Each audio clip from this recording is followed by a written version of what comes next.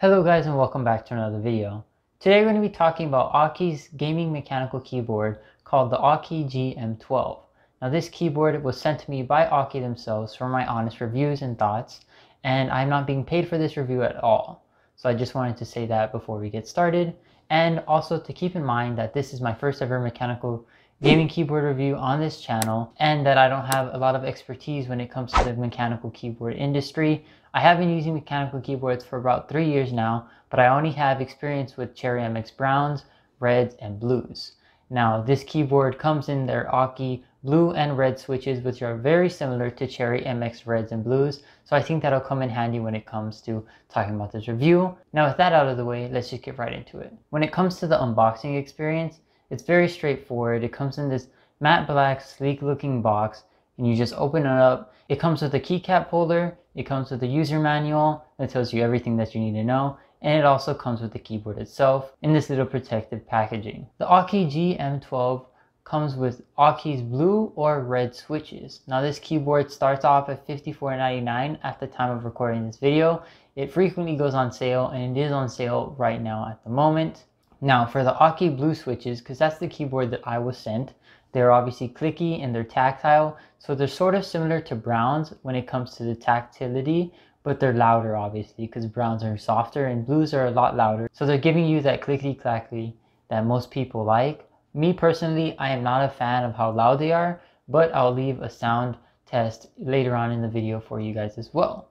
Now, for the actual switches themselves, they have a travel of 4 millimeters and an actuation force of 52, and that is a little bit less than the Cherry MX Blues, which has an actuation force of 60, so that is something to keep in mind. Now when it comes to the actual build quality of this keyboard, I really like it. It's very sleek, clean, it's a full steel housing, and only weighs 1 kg or 2.2 pounds. And the keycaps themselves are ABS plastics, so that is something to keep in mind, that they will shine faster than normal double shot PBT plastic keycaps will. So the keycap quality isn't the greatest. I guess you're getting more for the actual build quality than you are for the keycaps.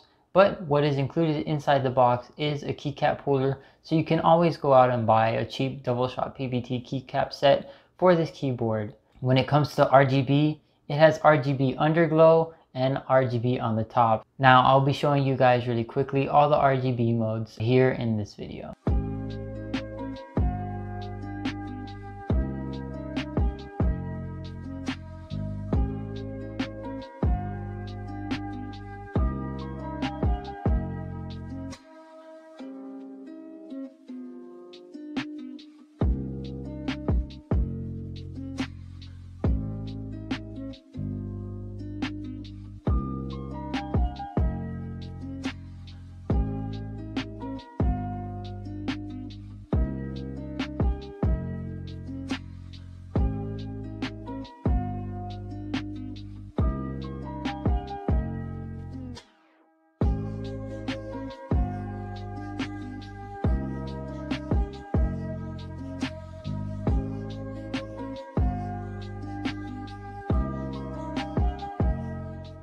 Now when it comes to the cable, I was quite disappointed because I've received 2 Aukey products with this keyboard as well, and they all had braided cables. Now I was a little bit disappointed to see that this keyboard itself did not have a braided cable, nor was it detachable. So that means if the cable ever rips on you, you just have to throw out the whole keyboard basically, unless you know how to wire it all back together and replace the wire, but that's very technical. And another thing that I did actually like though is that the cable itself is located in the middle of the keyboard. So it's not off to the left or the right, which means it's very easy to plug in no matter where you put it.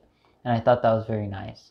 Now I was also happy to see that the branding on the keyboard was not very apparent. It only has one logo on the top right of the keyboard that looks very nice. It has a reflective look to it, and there also has 3 LED lights for the caps lock and the nums lock thing to show that you're actually doing it. It is a full-size keyboard of course, and it has 104 keys, so it should be very easy to find keycap set for it. Now when it comes to the software of this keyboard, because there is software that makes it a lot easier for you to change all the RGB modes, it looks very clean and it's very user friendly. All you have to do is click on the keyboard and you can change all the RGB settings instead of having to do it on the keyboard itself.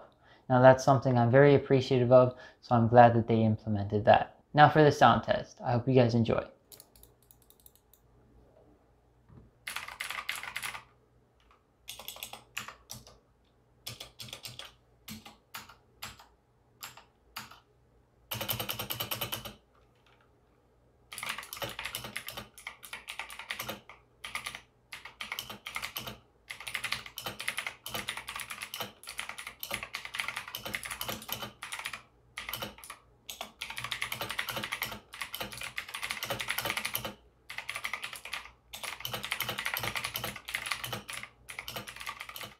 But yeah, that's basically all I can say about this keyboard. It's very budget friendly considering it runs in at $54.99 and it is often going on sale. The only problem I had was the cable basically, because if the cable rips, you're kind of out of luck. But other than that, this keyboard comes at a great price with two switch variants that are very nice, the blue and the red switches. And honestly, I'm just really happy overall with this keyboard. Anyways, let me know what you guys think about this keyboard and I'll see you guys in the next video. Peace.